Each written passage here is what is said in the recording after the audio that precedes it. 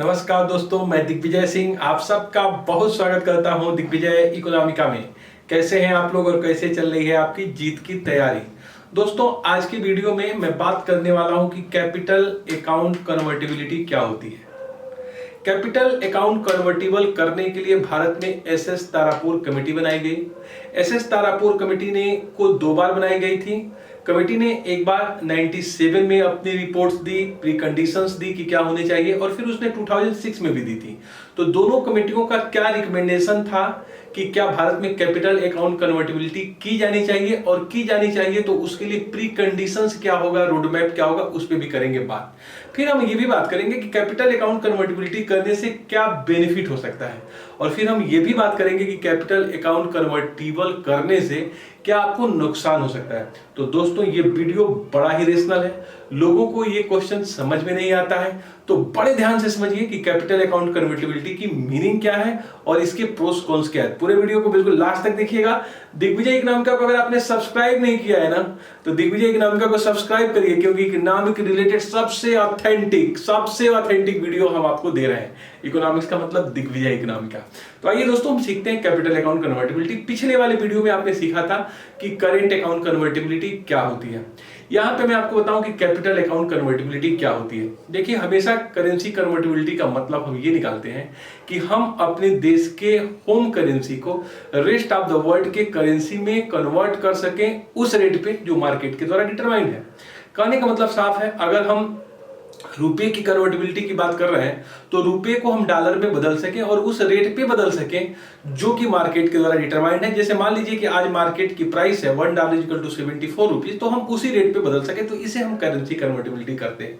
अब यहां पे हम बात करेंगे करेंसी कन्वर्टिबिलिटी कैपिटल अकाउंट में क्या होती है। देखिए, करेंट अकाउंट का मतलब क्या होता है कन्वर्टिबिलिटी का। करेंट अकाउंट का मतलब होता है कि वो तमाम ऐसे आइटम्स जो करेंट अकाउंट में आते हैं, जैसे एक्सपोर्ट ऑफ गुड्स या फिर इंपोर्ट्स ऑफ गुड्स, ऐसे ही export import of services, unilateral transaction, private remittance से, या फिर प्रॉफिट है जो कंपनियों की इनकम, उसको अगर मार्केट रेट पे आप ट्रांजैक्शन कर सकें तो करेंट अकाउंट कन्वर्टिबिलिटी इसको कहा जाएगा। और 94 में आपने देखा पिछले वीडियो में कि भारत ने बिल्कुल डिक्लेयर कर दिया कि भारत में करेंट अकाउंट कन्वर्टिबल होगा।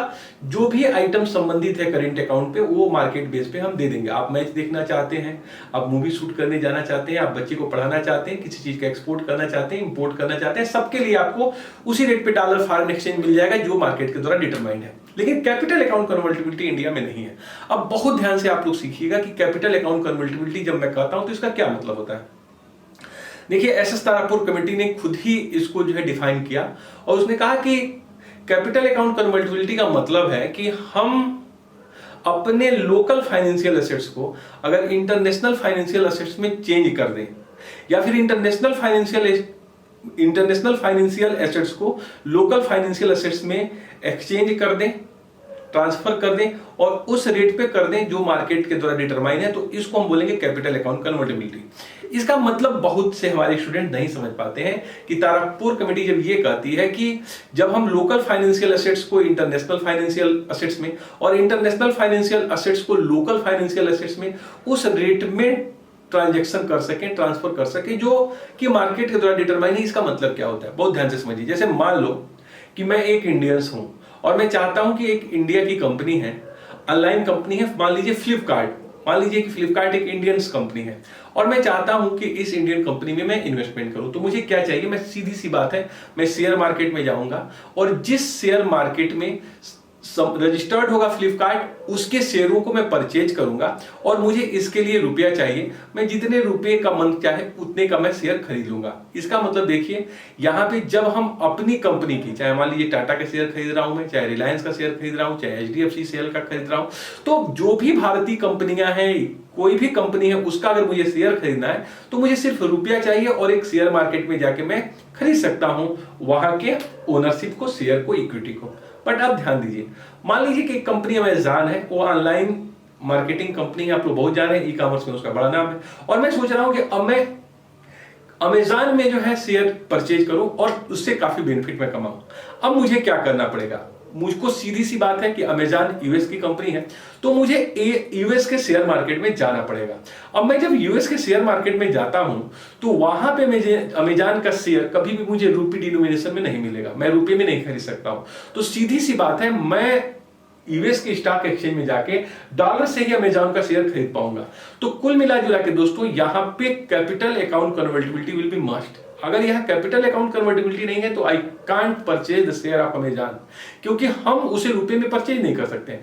अब अगर गवर्नमेंट हमको यह सुविधा दे कि हम अपने लोकल फाइनेंशियल एसेट्स को इंटरनेशनल फाइनेंशियल एसेट्स में कन्वर्ट कर सके, मतलब मैं अपने रुपए को डॉलर में कन्वर्ट करूं और मैं अमेजॉन का शेयर खरीद लूं, तो इसको मैं कहूंगा capital account convertibility. Capital account convertibility का साफ साफ मतलब है कि मैं किसी भी विदेशी कंपनी के शेयर को उसकी मुद्रा में खरीदने के लिए गवर्नमेंट के द्वारा फ्री हूं। इसका मतलब गवर्नमेंट अब मुझसे ये नहीं पूछ रही है कि आप क्या बाहर इन्वेस्टमेंट करने जा रहे हैं। मैं किसी भी कंपनी में, अगर भारत का कोई कॉर्पोरेट है, किसी कंपनी में वहां पे मर्जर करना चाहता है, एक्विजिशन करना चाहता है, तो आराम से अपने असेट्स को वहां शिफ्ट कर सकता है, रुपए के बदले डॉलर लेके वहां जाके इन्वेस्टमेंट कर सकता है। यहां के बैठे हुए तमाम ऐसे भारतीय जो रेस्ट ऑफ द वर्ल्ड के शेयर मार्केट में इन्वेस्टमेंट करना चाहते हैं, वो बिना किसी दुविधा के अगर इन्वेस्टमेंट कर सकें, तो उसको आप कहोगे कैपिटल अकाउंट कन्वर्टिबिलिटी। एक और भी सटीक प्रमाणिक एग्जांपल मैं देता हूं जिससे और आपको कॉन्सेप्ट क्लियर हो जाए। जैसे मान लीजिए कि यहां का एक व्यक्ति है और उस व्यक्ति का नाम है प्रमोद, और प्रमोद का ये है उद्देश्य, ये सोचता है प्रमोद कि मेरे पास जो 10 लाख रुपए हैं, ये 10 लाख रुपए में न रख के मैं अपने बैंक में इसे डॉलर के रूप में रखूं। तो क्या आज के डेट में पॉसिबल है? नहीं पॉसिबल है दोस्त। लेकिन अगर कैपिटल अकाउंट कन्वर्टिबिलिटी होती तो मैं अपने बैंक बैलेंस का जो रुपया है उसको डॉलर के फॉर्म में रख सकता था।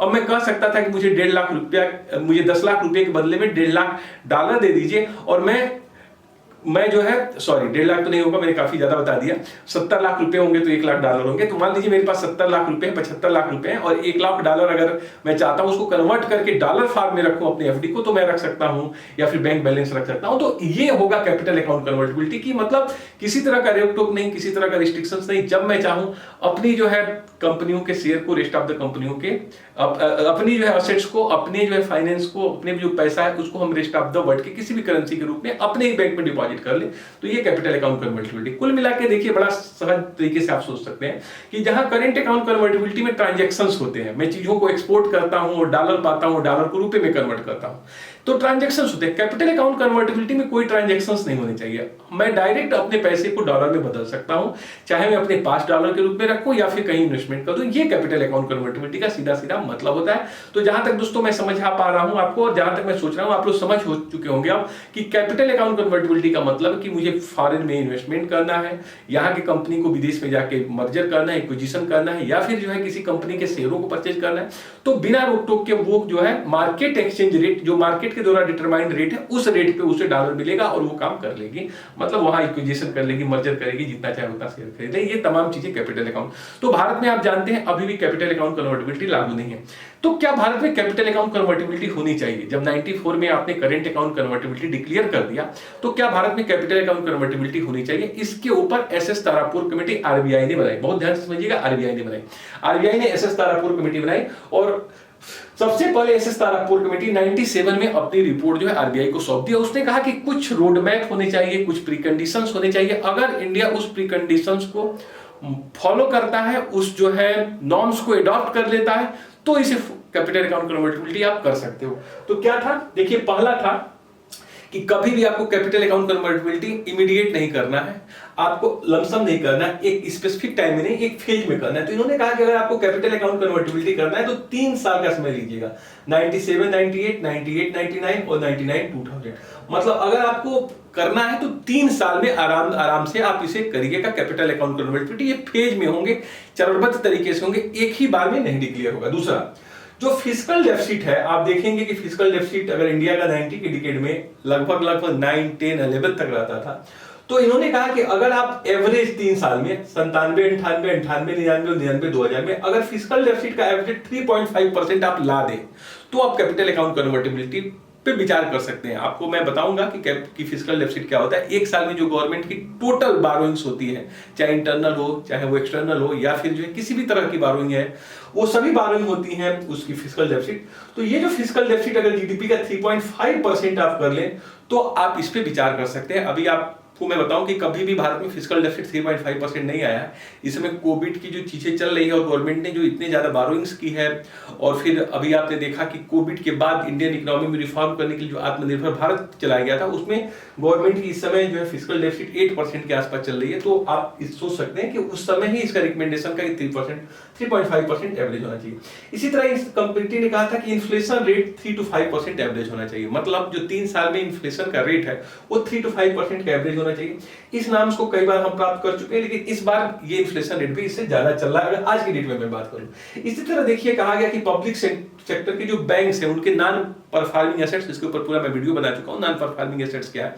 तो नॉन परफॉर्मिंग एसेट्स उसको आप देख लीजिएगा। नॉन परफॉर्मिंग एसेट्स जो उस समय 13.7% थे, उसको कहा गया था कि 2000 तक आप रिड्यूस करके 5% लाइए। आप जरा सोचिए, नॉन परफॉर्मिंग एसेट्स हमेशा ही जो हमारे बैंक है पब्लिक सेक्टर उनका हमेशा ज्यादा होता है, और ये कहा गया था कि आपको इसको जो है 13.7% से 5% के स्तर पे लाना होगा अगर आप कैपिटल अकाउंट कन्वर्टिबिलिटी विचार कर रहे हैं। फिर इंडियन जो allowed to investment abroad 2 lakh per year.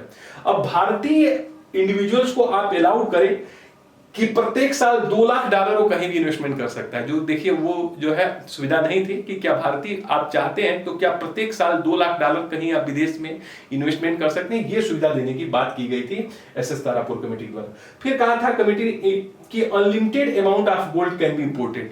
Bharat में unlimited amount rest of the world से जितना भी मात्रा में चाहे आप गोल्ड का इंपोर्ट कर सकते हैं। इस पे गवर्नमेंट का किसी तरह का रिस्ट्रिक्शंस नहीं होने चाहिए। और साथ ही साथ कहा गया था कि Indian corporate allowed to investment $500 million in foreign company. अगर कोई भारत का कॉर्पोरेट है, जैसे मान लो टाटा है और टाटा इन्वेस्टमेंट करना चाहता है ब्रिटेन में, यूएस में, तो उसको जो है $500 मिलियन किसी भी कंपनी में इन्वेस्टमेंट कर सकता है। वहां पे जाके उसके शेयर को खरीद सकता है, उसके साथ जुड़ सकता है। $500 मिलियन का किसी भी कॉर्पोरेट में इन्वेस्टमेंट कर सकता है। इसमें से बहुत सी ऐसी चीजें थी जो कि भारत की इकोनॉमी प्राप्त नहीं कर पाई, और आप देखते हैं कि 97 में जो ये चल रहा था कैपिटल अकाउंट कन्वर्टिबिलिटी, वो नहीं हो पाया। बाद में समय बदला, काफी टाइम बीता, फिर गवर्नमेंट को लगा कि क्या भारत अब उस स्थिति में आ चुका है कि क्या कैपिटल अकाउंट कन्वर्टिबिलिटी कर देना चाहिए। उस समय आप देखेंगे कि 97-98 में आप देखेंगे कई शॉक्स भी आए इंटरनेशनल लेवल पे। आप देखेंगे कि साउथ में जो कंट्री है, नॉर्थ ईस्ट जो कंट्री जो है, साउथ ईस्ट जो कंट्रीज है, वहां पे आप देखेंगे कि काफी जो है एशियन टाइगर्स नाम से जाने जाते हैं, काफी वहां पे प्रॉब्लमेटिक रही, काफी कैपिटल फ्लाइट हुआ, वहां पे कैपिटल अकाउंट कन्वर्टिबिलिटी थी। तो दक्षिण पूर्वी एशियाई देशों में, साउथ ईस्ट जो कंट्रीज में, उसका भी गवर्नमेंट ने देखा कि क्या रहा प्रोस कॉन्स, और उसके बाद फिर से आप देखें एक बार फिर से एसएस तारापुर कमेटी फिर से आरबीआई ने गठित की, और फिर इस कमेटी ने 2006 में फिर से अपनी जो है रिकमेंडेशन दी और एक रोड मैप बनाया कि क्या भारत में क्या अब कैपिटल अकाउंट कन्वर्टिबिलिटी करने का टाइम आ गया है क्या। तो देखिए यहाँ पे क्या हुआ, फिर यही बात है कि एसएस तारापुर ने कहा कि अभी भी अगर आपको कैपिटल अकाउंट कन्वर्टिबिलिटी करनी है तो फेज में करिए, और फर्स्ट फेज 2006-07 होगा, सेकेंड फेज होगा 2007-09 और थर्ड फेज होगा 2011। मतलब ये है कि कह रहा था पूरी की पूरी रिपोर्ट कि 5 साल का टाइम लेके आप करिएगा। उसके पीछे था साउथ ईस्ट नेशंस की क्राइसिस, वहां पे किस तरह कैपिटल फ्लाइट हुआ और स्थिति उनकी खराब हुई, ये तमाम चीजों को लेके कहा गया था कि आप इमीडिएट मत करिएगा, यहाँ पे 5 साल का टाइम लिखिएगा और 3 फेज में जाके इसको आपको करना होगा। फिर देखिए ceiling and external commercial borrowing should be rate. देखिए जो आज सबसे ज्यादा महंगा आप लोन लेते हैं, जैसे आप यूएस, अगर भारत को डॉलर चाहिए और यूएस के किसी कॉमर्शियल बैंक से लोन ले तो एक्सटर्नल कमर्शियल बोरोइंग लेता है। तो ये कहा कि जो सीलिंग लगा के रखी गई है कि आप कॉर्पोरेट है तो अगर वो एक्सटर्नल कमर्शियल बोरोइंग ले सकता है तो इतना ही ले सकता है, उस सीलिंग से आपको बाहर आना पड़ेगा। तो आपको जो है इस सीलिंग को बढ़ाने की बात किया था कि और वो ज्यादा जो है उस लोन ले सकते हैं बाहर से जाके। इसी तरह NRI should allow to investment in capital market. अब भारत के कैपिटल मार्केट जो नॉन रेजिडेंट्स इंडियंस है वो इन्वेस्टमेंट करें, इसको आप अलाउ करिए, जो कि आप देखेंगे पहले अलाउ नहीं था, अब अलाउ हो गया है। फिर NRI deposit should be tax benefit. जो एनआरआई यहाँ पैसा इन्वेस्टमेंट करेगा उसको टैक्स बेनिफिट दीजिए। अब ऐसा नहीं हो कि वहां भी वो टैक्स जो है भरता हो, यहाँ भी टैक्स दे, तो यहाँ वो आपके वहां इन्वेस्टमेंट नहीं करेगा तो उसको टैक्स बेनिफिट मिलना चाहिए। फिर जो है फॉरेन इंस्टीट्यूशनल जो इन्वेस्टर्स हैं वो not investment by P notes. अब देखिए भारत में जो बहुत ज्यादा पोर्टफोलियो इन्वेस्टमेंट दोस्तों आता है, अगर आप देखेंगे तो बहुत बड़े पैमाने पे पार्टिसिपेटरी नोट्स के माध्यम से आता है। जैसे मान लीजिए कि कोई बाहर का फर्म्स है या कोई इंडिविजुअल है, वो अपने केवाईसी नाम्स को नहीं बताना चाहता है सेबी में और सोचता है कि बिना अपने नाम को हम ओपन किए हुए सीक्रेट तरीके से हम भारत के शेयर मार्केट में इन्वेस्टमेंट करें, तो आप देखते हैं कि वो क्या करता है, वो पार्टिसिपेटरी नोट्स के माध्यम से जो है इन्वेस्टमेंट कर देता है और वो अपने सिक्रेसी को बनाए रखता है। यहां से जो किस तरह के पैसे इंडियन इकोनॉमी में आ रहे हैं, किस तरह के फंड्स आ रहे हैं, उसके ऊपर सेबी का नियंत्रण नहीं हो पाता है। तो बहुत से ब्लैक मनी, बहुत से ऐसी मनी, फॉरेन कैपिटल आपके वहां आती है जिसके ऊपर सेबी का एक तरह से नियंत्रण नहीं है, क्योंकि वो पार्टिसिपेटरी नोट्स के जरिए करते हैं। तो बड़ी मुद्दा ये उठा था भारतीय में उस समय तारापुर कमेटी के द्वारा कि आप पार्टिसिपेटरी नोट्स को बिल्कुल रिड्यूस करिए, कि भारत में पार्टिसिपेटरी नोट्स के माध्यम से जो फॉरेन कैपिटल्स आ रही है, जो शेयर्स में इन्वेस्टमेंट वो कर रहे हैं, वो आप जरा सोचिए एक छोटी सी बात कि आज आप भारत में किसी भी बैंक में पैसा जमा करना चाहते हैं और एक अकाउंट खुलवाने जाते हैं, तो आप भारतीय हैं, सब कुछ है, फिर भी केवाईसी नाम से आपको भरना पड़ता है, नहीं तो आप खाता नहीं खुला पाएंगे। और एक विदेशी व्यक्ति करोड़ों रुपए का इन्वेस्टमेंट कर देता है पार्टिसिपेटरी नोट्स के माध्यम से, और उसका आपका पता खबर नहीं है कि वो कौन है, कहां से पैसा जा रहा है, कौन सा मनी जा रहा है, ब्लैक मनी है, टेररिज्म फंड क्या है, you can't know the foreign capital, आप उसके बारे में जानते नहीं हो, क्योंकि वो आ रहा है पार्टिसिपेटरी नोट। तो इन्होंने कहा कि पार्टिसिपेटरी नोट को बैन होना चाहिए। अगर आप ये काम को करते हो तो आपको ये फेज आउट में आपको 5 साल में कैपिटल अकाउंट कन्वर्टिबिलिटी करना चाहिए, जो भी हो नहीं पाया। तो भारत में अभी भी बताऊं दोस्तों कि करेंट अकाउंट तो कन्वर्टिबल है, बट कैपिटल अकाउंट आप कर सकते हो पार्शियली, जो है आपने जो है उन चीजों को आपने किया है तो पार्शियली कन्वर्टिबल है। जैसे अब भारतीय कंपनियां जो है एक हद तक भारत से बाहर जाके इन्वेस्टमेंट कर सकती हैं, या फिर जीडीआर आईडीआर के माध्यम से जो भारतीय कंपनियां जो है बाहर से पैसा ले सकती हैं, या फिर बाहर विदेशी कंपनियां भारत के लोगों से पैसा ले सकती हैं। तो अभी भी आप कर सकते हो कि कैपिटल अकाउंट कन्वर्टिबिलिटी नहीं है। आज हम ये चाहें कि अपने बैंक के पैसे को डॉलर में कन्वर्ट करा लें तो नहीं करा सकते, but partial capital account convertibility है।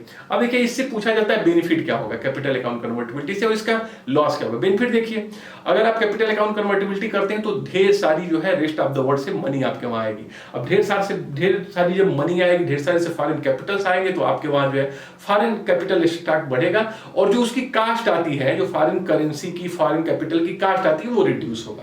दूसरा एक बड़ा फायदा ये होगा कि भारत के जो इन्वेस्टर्स हैं वो बड़े आसानी से रेस्ट ऑफ द वर्ल्ड के किसी भी मार्केट में, किसी भी इकोनॉमी में इन्वेस्टमेंट कर सकते हैं, तो उनके पास जो है एक इंटरनेशनल एसेट्स बढ़ता जाएगा। इससे एक फायदा आपका ये हो सकता है कि आप अपने मनी को डाइवर्सिफाइड तरीके से डॉलर्स में रख सकते हैं, यूरो में रख सकते हैं, तो आपका भी कॉन्फिडेंट बढ़ेगा कि हमारे पास डॉलर के रूप में मुद्रा है। साथ ही साथ भारतीय investor rest of the world के किसी भी शेयर मार्केट में इन्वेस्टमेंट कर सकता है। भारत की कंपनियां अगर पावरफुल होती हैं तो रेस्ट ऑफ द वर्ल्ड में कहीं भी जा सकती हैं और वहां परचम लहरा सकती हैं। अगर टाटा मान लो, रिलायंस बहुत अच्छा काम करेगा तो रेस्ट ऑफ द वर्ल्ड में जाके पूरी अपनी ब्रांचेस, सब्सिडरी खोले और काफी ज्यादा पैसा लेके आए। तो एक तरीके से आप देखेंगे कि बेनिफिट भी है इसमें कि हम अपने जो है लोकल फाइनेंशियल एसेट्स को इंटरनेशनल लेवल पे डिप्लॉय कर सकते हैं, वहां से रिसोर्स लेके आ सकते हैं, फॉरेन कैपिटल यहाँ आएगा, उसकी कास्ट कम होगी, हमारे पास एक बेहतर अपॉर्चुनिटी होगा कि रेस्ट ऑफ द वर्ल्ड के किसी शेयर मार्केट में पैसे को लगा देंगे। लेकिन इसका कुछ कॉन्स भी है, इसका कुछ कॉस्ट भी है। अगर बहुत ज्यादा विदेशी करेंसी आपके वहां आ जाए तो आप देखिएगा डॉलर का रेट गिरता जाता है, और बहुत कम आ जाए तो डॉलर का रेट बढ़ता जाता है। तो विदेशी कंपनियों का जो एप्रिसिएशन और डिप्रिसिएशन वो बहुत होगा। इसके ऊपर मैंने एक वीडियो बनाया है कि जब एप्रिसिएशन और डिप्रिसिएशन होता है तो क्या इंपैक्ट पड़ता है एक्सपोर्ट के ऊपर, इंपोर्ट के ऊपर, इकोनॉमी को, उसको आप देख लीजिएगा। तो जितना ज्यादा फॉरेन जो एक्सचेंज रेट फ्लक्चुएट होगा वो ज्यादा जो है डेंजरस इंपैक्ट डाल सकते हैं। सबसे बड़ी बात यहां पर यह है कि जो कैपिटल अकाउंट कन्वर्टिबिलिटी है उसमें जो लोगों का एक शक है कि अगर रेस्ट ऑफ द वर्ल्ड में कोई प्रॉब्लम्स आती है तो एक लोग भयभीत हो जाते हैं और तुरंत अपने पैसे को निकालना शुरू करते हैं। जैसे कि मैंने बताया कि एशियन टाइगर्स के साथ हुआ कि जहां प्रॉब्लम्स आती है एक पैसा, जैसे अभी भी आप देखिएगा जब भारत में कोविड की स्थिति आती है या कोई भी इस तरह से कोई खराब सिचुएशन आता है तो रेस्ट ऑफ द वर्ल्ड के सबसे पहले जो इन्वेस्टर्स हैं वो जो है अपने पोर्टफोलियो इन्वेस्टर्स तुरंत पैसा निकाल लेते हैं। तो ऐसे में जब आप देखोगे कि भारत के लोग भी अपने पैसे को निकाल के दूसरी जगह लगा देंगे, तो यहां पे जो कैपिटल का जो मूवमेंट है वो बहुत ज्यादा हो जाएगा। तुरंत जो है यहां का शेयर मार्केट से पैसा निकल के दूसरी जगह चला जाएगा, और साथ ही साथ यहां पे जो प्रॉब्लम्स होगी कि गवर्नमेंट उसको कंट्रोल नहीं कर पाएगी, इतना आसानी से भी कंट्रोल नहीं कर पाएगा, तो एक कहीं ना कहीं मैनेजमेंट प्रॉब्लम भी आएगी। तो दोस्तों ये रहा हम लोगों का कैपिटल अकाउंट कन्वर्टिबिलिटी क्या है, और इसमें जो है अभी मैंने बताया कि जैसे भारत में करंट अकाउंट कन्वर्टिबल है, लेकिन कैपिटल अकाउंट जो है पार्शियली कन्वर्टिबल है, पूरी कन्वर्टिबिलिटी नहीं है। एसएस तारापुर कमेटी 2 बार आई, याद रखिएगा, एक 1997 में आई थी, उसने कुछ रोड मैप बनाए थे, प्री कंडीशन। ऐसे ही एसएस तारापुर कमेटी आती है आपकी जो है 2006 में, और इसने भी यही कुछ प्री कंडीशन और रोड मैप बनाए जिसके आधार पे आप कर सकते हो। तो भारत में कुल मिला जुला के कह सकते हैं आप कि करेंट अकाउंट कन्वर्टिबल है, लेकिन पार्शियल कन्वर्टिबल है कैपिटल अकाउंट पे। तो दोस्तों बहुत प्यार बड़ा आपको जो है इस कोविड के टाइम में मैं जानता हूं कि हम लोग एक लड़ाई तो कोविड से लड़ ही रहे हैं, सबसे बड़ी लड़ाई हम लोग लड़ रहे हैं निगेटिविटी से, निगेटिव से। देखिए, मैं हमेशा पॉजिटिव रहने का प्रयास करता हूं, लेकिन जब सोशल मीडिया के माध्यम से, टीवी न्यूज चैनल के माध्यम से अपने देश के लोगों की हालात दिखाई जाती है तो बड़ी निगेटिव चीजें दिखाई जाती है। पॉजिटिव भी आप दिखाया करिए, पॉजिटिव भी रहा करिए, पॉजिटिव भी सोचा करिए। नो डाउट एक ऐसा समय है कि सब लोग परेशान हैं, चाह के भी हम लोग सकारात्मक काम नहीं कर पा रहे हैं, लेकिन फिर भी अच्छा ही होगा। हम लोग हमेशा जो है शक्ति का उपासना करते हैं, उस शक्ति को जो है आप जगाइए, अपने अंदर की शक्ति को जगाइए, डरिए बिल्कुल नहीं। गब्बर ने कहा था ना, जो डरा वो मरा। बिल्कुल डरने की आवश्यकता नहीं है। 90% लोग अपने आप ही ठीक हो रहे हैं, आप लोग अपने आस पड़ोस में देख भी रहे हैं, तो बिल्कुल घबराइए नहीं। क्योंकि जो है कोविड से जितनी ज्यादा प्रॉब्लम नहीं है उतनी ज्यादा लोगों को मेंटल प्रॉब्लम हो रही है, तो बिल्कुल मत देखिए।